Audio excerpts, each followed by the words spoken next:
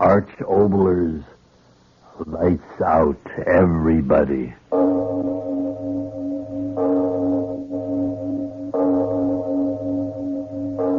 It is later than you think.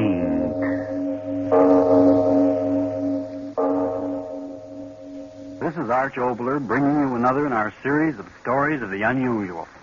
And once again, we caution you, these lights-out stories are definitely not for the timid soul. So we tell you calmly and very sincerely, if you frighten easily, turn off your radio now. November of 1939.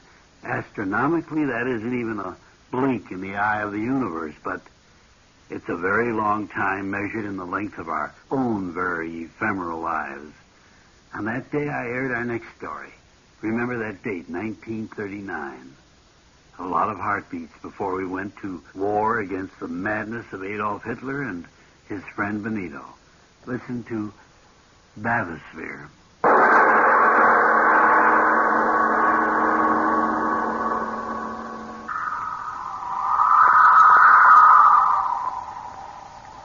The sea is very quiet. Yes, Your Excellency. Will it be very quiet under the water? No motion, Your Excellency. I'm sure it'll all be very amusing. I hope so, sir. The captain ought to have everything ready by now, sir. If you'll excuse me now, Your Excellency, I'll go see. No, just a moment, Doctor. Yes, Your Excellency? You're much too impatient, my dear young friend. One of the great joys of an experience is to savor it before it happens. Yes, stay and talk to me. As you say, Your Excellency. How far under will we have to go to break the record? Over half a mile. How far's the bottom? Just over the record mark. Deeper than any man's ever gone. It'll all be very amusing. Suddenly the wind's changed. Always at this hour of the day, Your Excellency. It's time to go. I assure you that the sea will wait for us. But I only thought that... Don't think so much, my young friend. Thinking is an unnecessary pastime. The emotions are much more dependable. My thoughts tell me that this little excursion under the sea will be quite precarious. On the other hand, my emotions tell me that it will be most interesting and amusing. Your Excellency, we are ready. Oh, Captain, you too are impatient, huh? I don't know what you mean. That is to say... No, don't splutter. Now, come ahead, my young and impatient friend. We'll go aboard your diving bell and begin our little adventure. Come.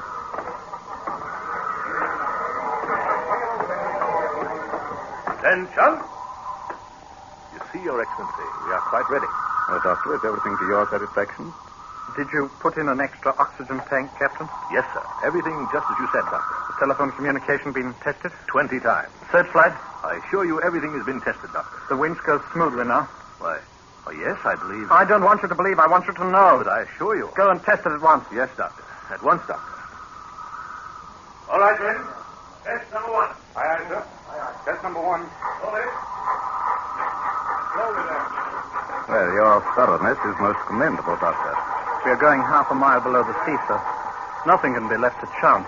The pressures down there are almost beyond imagination. Yes, I know. Particularly on this dive, everything must be perfection. You mean the record? I mean, Your Excellency, that your life is precious to the state. Yes. The press of the world has known me only as a record breaker in the world of what they so quaintly term power politics.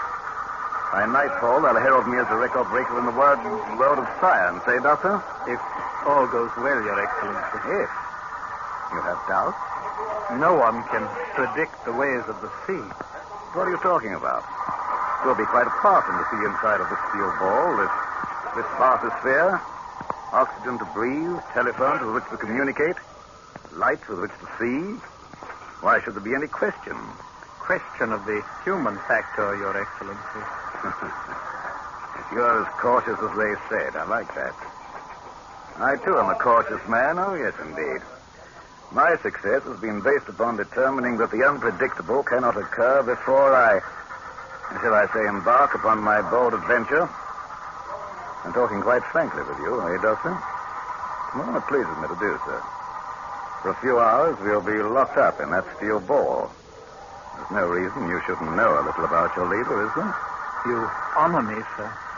For example, I know beyond a shadow of a doubt the steel cable which will drop us down beneath the ocean has strength enough to hold 50 such steel spheres as the one we'll be in. I know, too, that you have made, let me think, you've made 30 such descents towards the floor of the ocean without the slightest misadventure. The men on this cruiser, they're specially trained for the work. And with my life in their hands, I'm sure they'll be particularly careful on this descent. Hey, Doctor? There is no doubt of it, sir. All ready now, sir. Shall we go now, Your Excellency? Yes, of course, of course. Careful, Your Excellency. The deck is quite wet here. Well, thank you, Captain. Very thoughtful. Thank you, sir. Attention! No formalities. Let the men go about their business so we can get started. Yes, Your Excellency. At your work, men. Would you like to get into the Bathysphere first, Your Excellency? No, after you. Quite a small doorway, isn't it? How fortunate we're both small, lean men, Doctor. Lean men. Caesar once said something about that sort, didn't he? I don't know much about that sort of thing, sir. No, I didn't imagine, sir. Get in, Doctor. I'll follow you. Yes, sir. Head first into the steel wall.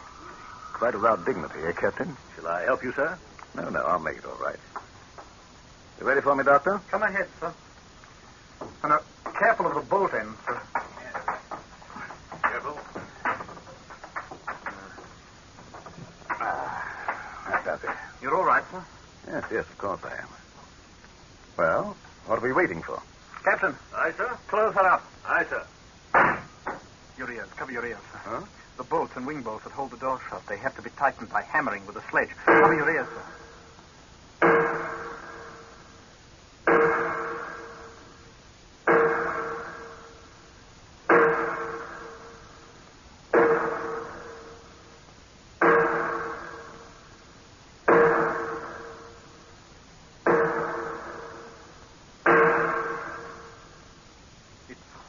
Now, so they've done. But what an infernal din. Wasn't very out of the way. Hammering is the only definite guarantee of a watertight seal, sir. My ears. All well in there, sir? What's that? A voice for the telephone, sir. They'll communicate with us from the deck every 3 minutes. If one of us doesn't answer within half a minute, the orders are to pull us up. An excellent safety precaution, yes, indeed. All well in there, Doctor? All well. We're moving. Yes. Lifting us out to the end of the boom, and then down we go. Look, sir, you can see the deck down there through the windows. Glass, so clear. Clearest in the world. Quartz glass to stand the pressure. Letting us down in the water, aren't they? Yes, sir, in a moment.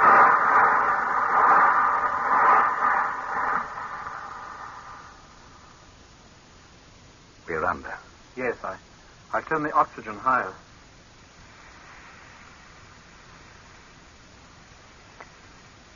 The light. So green. Yes. Soon it'll be blue. Then a darker blue until at around 2,000 feet we'll be in a darkness that goes beyond dark. Complete, eternal night. Eternal night under the water. How amusing.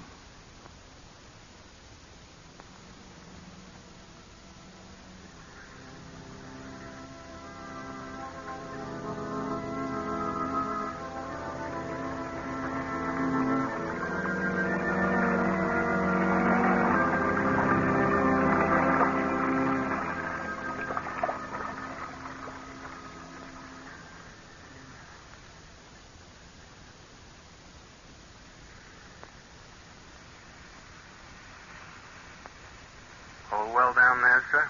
All well. How far down are we? About 1,100 feet, sir. It's hard to believe it. There is almost a quarter of a mile of water crushing down upon us. The word crushing is most inappropriate at this time, my young friend. My apologies, Your Excellency. I've been watching the water. You said it would be at night. It isn't black, it's blue. Strangest blue. A few more 100 feet, and there will be no more color in the water, sir. The light out there. What? I can't quite make it out, sir. Perhaps some sort of a luminous plankton. It's amusing. The fishes carrying along their own electric plants. The dark's alive with them, sir. Oh, look, sir. What? That small flat fish. You see, even his teeth gleam with the luminous mucus. I've caught that sort in the trawls. They can eat organisms as large as they are. Wait, I'll turn on the searchlight and you'll see. No, never mind. I didn't come under the sea out of any interest in those bits of fish. As you say, sir. They light up like a train in the dark. Or would the portholes of a boat be a more appropriate figure of speech? Well, seeing one, seeing them all. All well down there, sir? All well. How far down now? Ask him. How far? 1,350 feet. Right. You make good time, huh? Yes, sir. They lowered us very quickly, sir. A 6-foot ball containing a very earnest young man and the leader of the state. Headed for...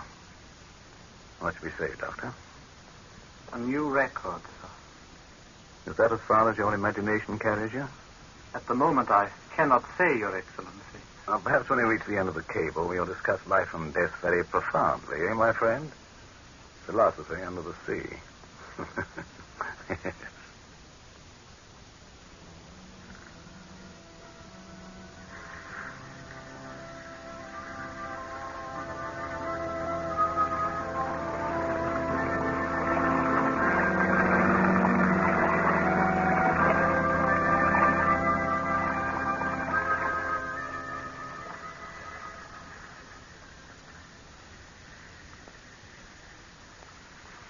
All well down there, sir?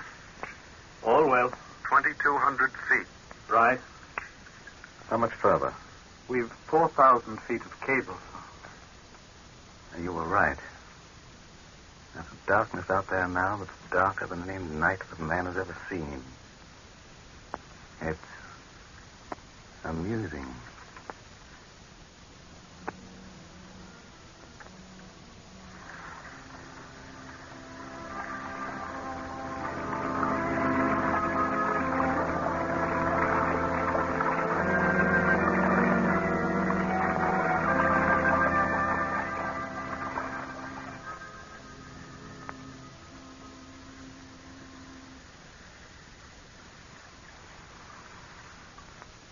All well down there, sir? All well. 2,800 feet, sir. Right.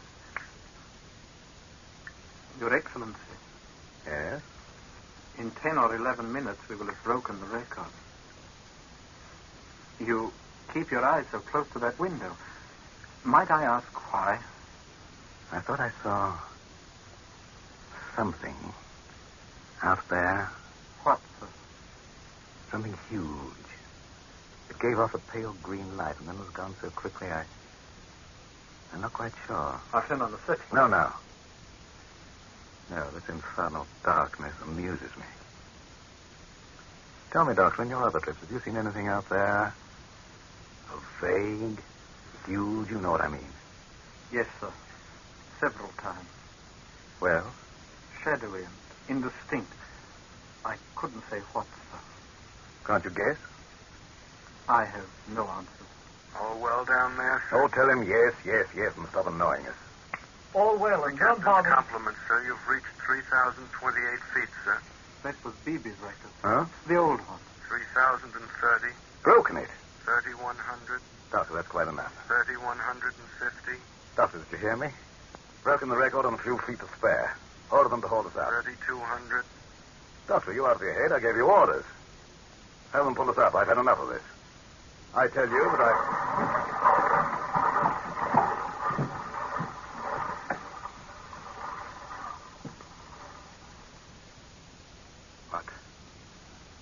What happened? Happened?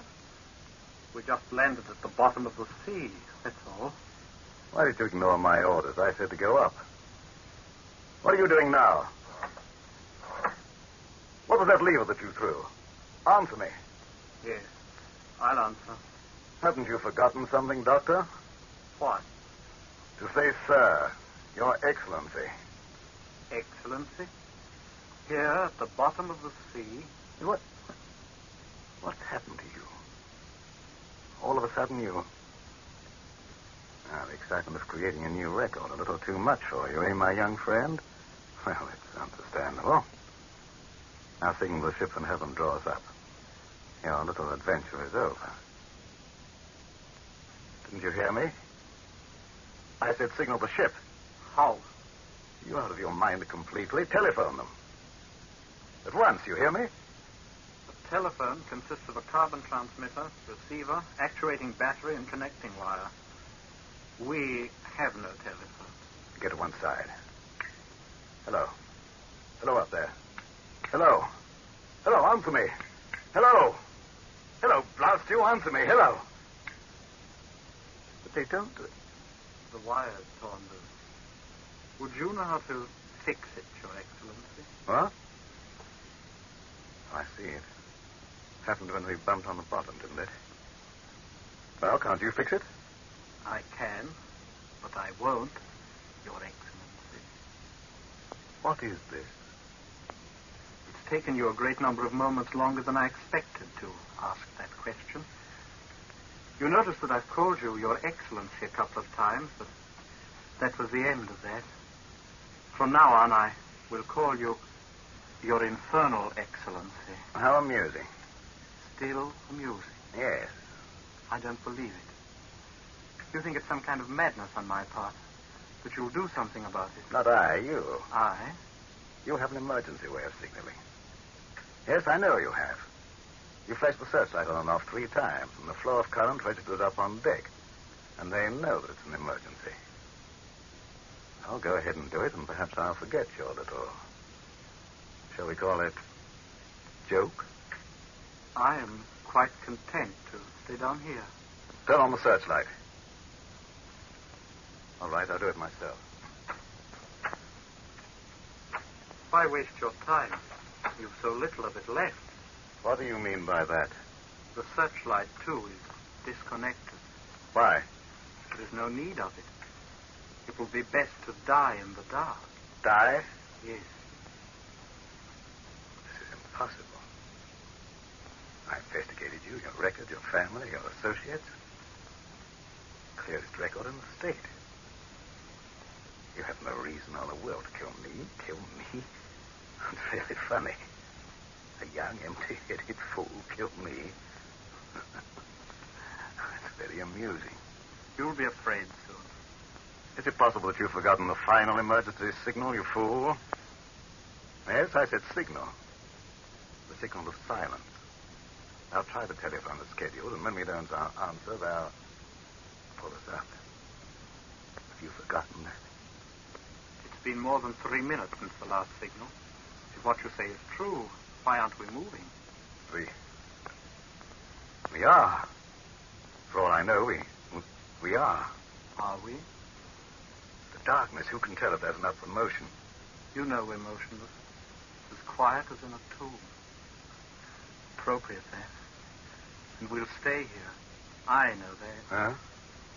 That lever up on the roof that I pulled. Well? It threw the end of the steel cable free. Yes, severed the cord between ourselves and the ship and the world. No. We are here, Your Infernal Excellency. Down here to stay. No. You lie. I don't believe you. They'll pull us up. The telephone, here. Here, you up there, listen. Get me up. Get me up. You up there, hear me. It's your leader. Get me out of here. Get me out of here. You hear me? Get me out of here. Out of here. Out of here.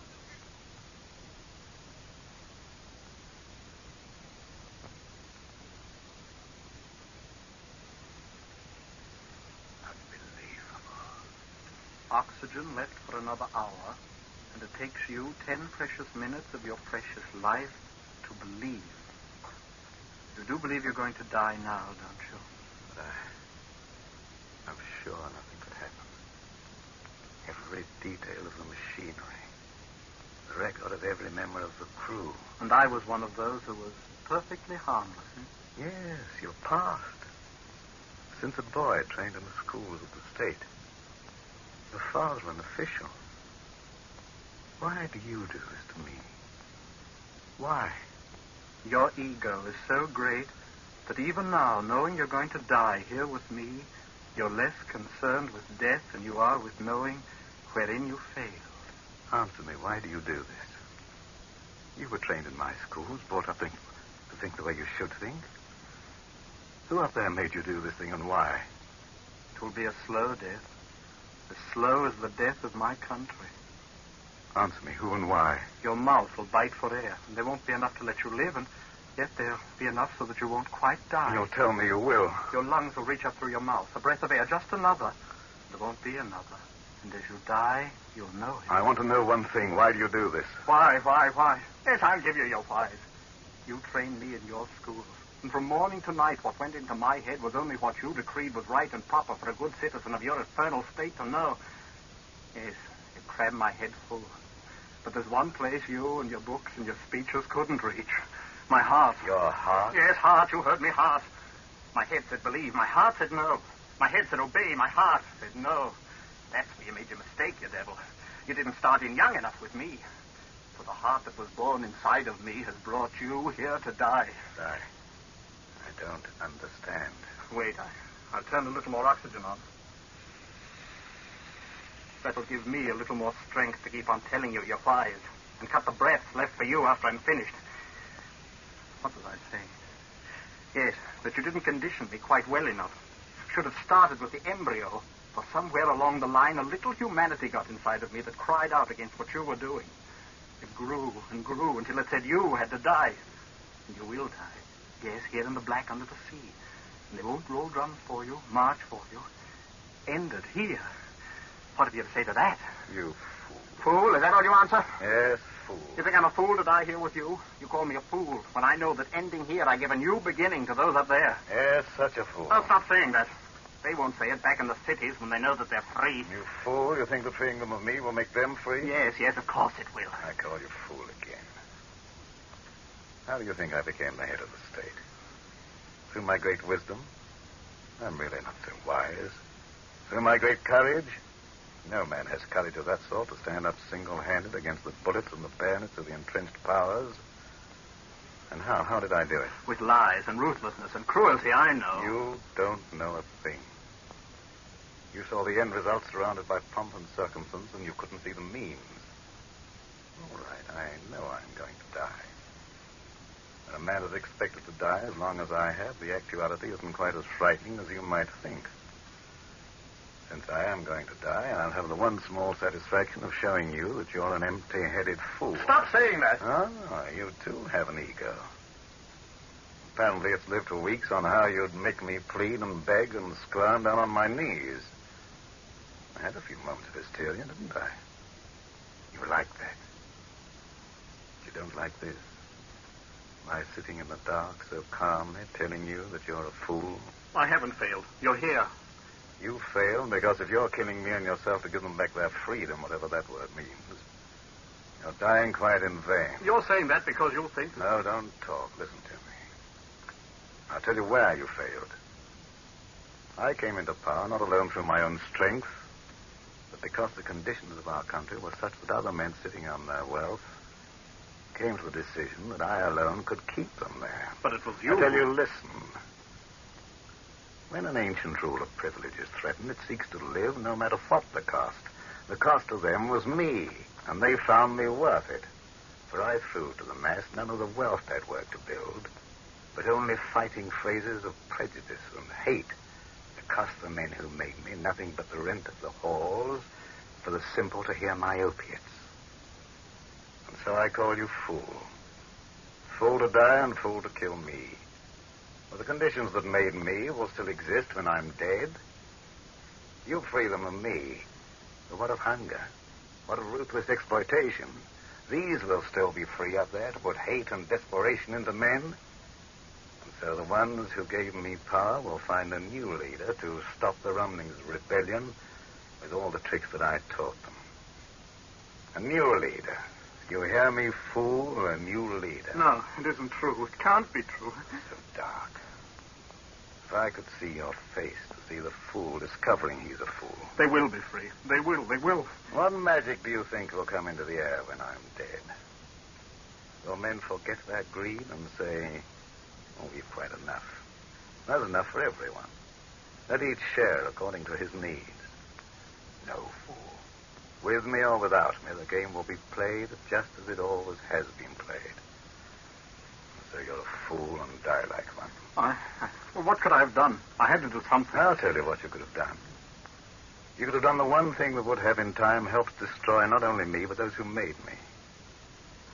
You could have gone to the people. What? Yes, walked among them, worked among them. And at every chance whispered to them the things I kept from them. A noose would have been around your neck every time you opened up your mouth. And yet, in that talking of liberty and freedom and common decency and all the rest of that sort of thing, there'd have been far more meaning in this futile murdering of me. I've had them hunted down and shot, each of those who dared to whisper among the people. But as they died, I didn't call them fools, because I knew that they were wise. That only through the will to live and do of the great bludgeoning mass of their people was their hope of making that new world they wanted. Oh, why have I bothered talking? Yes, Vic, I'm tired. Hand me something heavy, fool. Why? Why? More explanations? All right, the last one. You think I'm going to sit here and wait and count my every breath until the dark's crawling with horrors and I'm No. I'll end it now, quickly. Here's faster than a bullet shot. Give me something heavy, I tell you. I'll smash the glass. The water, tons of it, smashing in. I'll be dead, faster than the thought and never ended. Give me something to smash the glass or I'll... There, sir? All well down there, sir?